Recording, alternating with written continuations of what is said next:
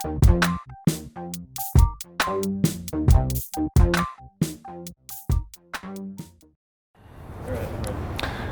this is Clayton Vance with Timeless Homes. We're going to give you a little architectural snippet today. Follow me. What we're going to look at today is a really important principle about scaling of composition.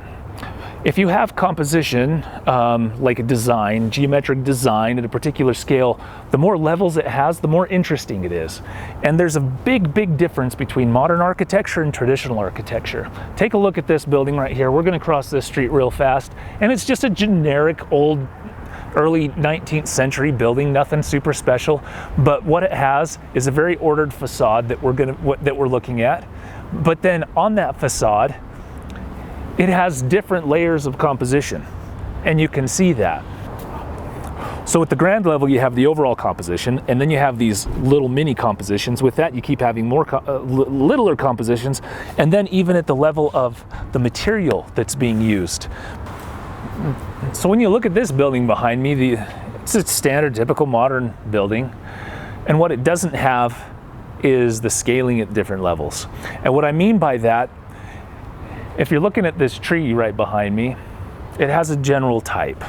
A person, plants and animals, they have a general type. And then within that type, we have different compositions, different compositional pieces. And so you can keep going in on my face and my eyes and everything else. And when you do that, you see that the design continues to be intriguing the further and further and further you go into the design.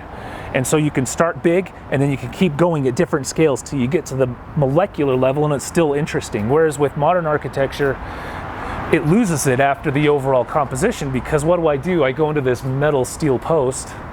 That's like it has no soul, it has no additional further design as you go in, and that's the issue.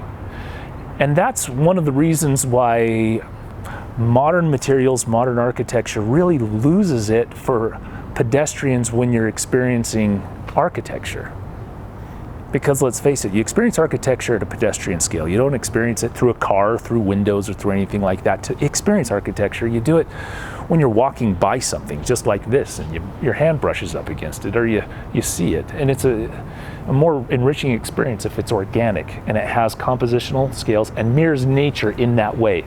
Because we are natural beings, and that coherence with nature, I think, is a critical element as to why that type of architecture, traditional architecture and design, using traditional materials, is more timeless.